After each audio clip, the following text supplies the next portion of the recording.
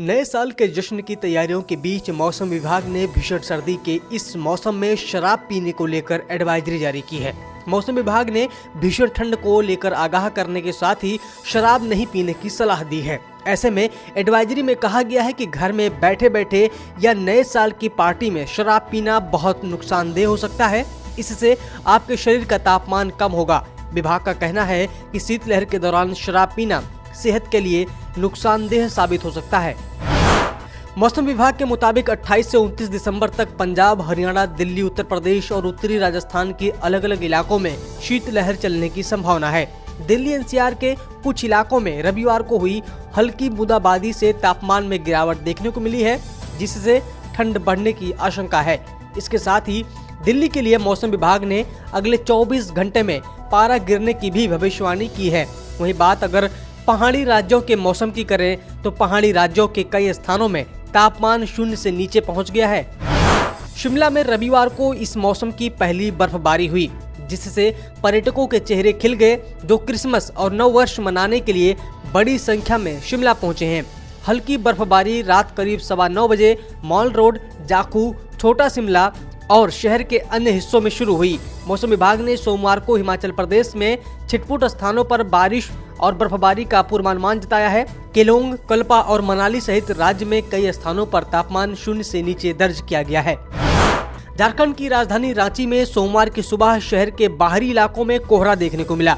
हालांकि दिन चढ़ते ही धीरे धीरे मौसम साफ हो गया, मगर उत्तर पश्चिमी हवाओं के कारण कनकनी काफी बढ़ गई। मौसम विभाग के अनुसार अगले 3 दिनों में रांची समेत पूरे राज्य में कनकनी की ओर बढ़ने की संभावना है। अभी रांची, लोहरदगा और पूर्वी सिंहभूमि को छोड़कर बाकी राज्य में औसत न्यूनतम तापमान 7 से 8 डिग्री के बीच दर्ज किया गया है। मध्य प्रदेश के जबलपुर में नर्मदा के घाटों को साफ स्वच्छ रखने के लिए रविवार को ग्वारी घाट, उमा घाट से नर्मदा समग्र मां नर्मदा प्रदूषण नियंत्रण विकास समिति, जल संरक्षण मंच ने पर्यावरण पंचकोसी पदयात्रा निकाली। पदयात्रा से पहले मां नर्मदा का पूजन किया गया। इसके बाद नर्मदा भक्तों ने मां नर्मदा को स्वच्छ बनाए रखने के लिए व्यापारियों और श्रद्धालुओं से अपील की। इस दौरान नर्मदा प्रदूषण नियंत्रण विकास समिति की तरफ से कहा गया कि नर्मदा के पर्यावरण को सुरक्षित रखना हम सभी की जिम्मेदारी है। छत्तीसगढ़ के कोरबा में पर्यावरण को बचाए रखने की दिशा में सामाजिक संगठन चरामेती फाउंडेशन ने अनोखी पहल शुरू की है, जिसके तहत संगठन के लोग अपने परिचितों, रिश्तेदारों, बेटे बेटियों की शादी में फलदार और औषधीय पौधों को तोहफे में देते हैं। इसके साथ ही वर वधू से अनुरोध करते हैं कि इसे अपनी शादी की यादगार समझकर देखभाल करें। लोग इस पहल की खूब तारीफ कर रहे हैं। राष्ट्रीय हरित अधिकरण यानी कि एनजीटी ने उस समिति का कार्यकाल बढ़ा दिया है, जिसकी जिम्मेदारी गंगा नदी में प्रदूषण पर नजर रखने की है। साथ ही यह देखने की भी जिम्मेदारी है कि उत्तर प्रदेश में पर्यावरण संबंधी नियमों का पालन किया जा रहा है या नहीं। एनजीटी अध्यक्ष न्यायमूर्ति आदर्श कुमार गोयल की अध्यक्षता वाली पीठ ने कहा कि जब तक उत्तर प्रदेश सरकार कोई अन्य प्रभावी वैकल्पिक प्रणाली का गठन नहीं करती है, तब तक समिति को बंद करना उचित नहीं होगा। पीठ ने यह भी कहा कि अतः निगरानी समिति का कार्यकाल फिलहाल 6 महीनों के लिए बढ़ा दिया जा रहा है। राष्ट्रीय हरित अधिकरण यानी कि एनजीटी ने एनसीआर शहरों को उच्च गति वाली रेल लाइनों से जोड़ने के लिए क्षेत्रीय तीव्र पारगमन प्रणाली के तहत चलने वाले निर्माण कार्यों को रोकने की मांग वाली याचिका पर विचार करने से यह कहते हुए इनकार कर दिया कि ये परियोजना सार्वजनिक परिवहन की सुविधा के लिए है। एनजीटी अध्यक्ष न्यायमूर्ति आदर्श कुमार गोयल की अध्यक्षता वाली पीठ ने कहा कि इस तरह के दावे कि इससे पार्क और हरित क्षेत्र बर्बाद हो जाएंगे, इसके समर्थन में याचिका में कोई ठोस सबूत उपलब्ध नहीं कराया गया।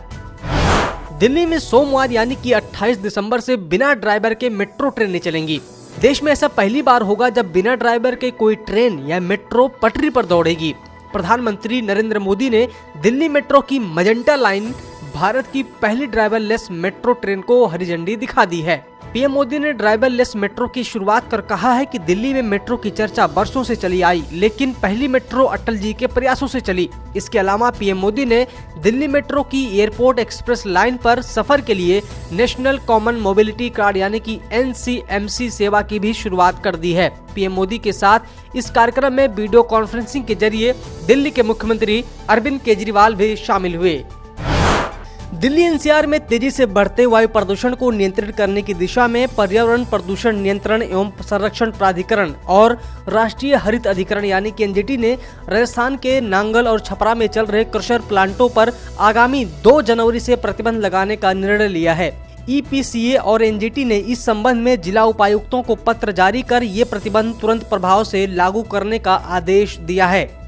सब्सक्राइब करें पर्यावरण पोस्ट।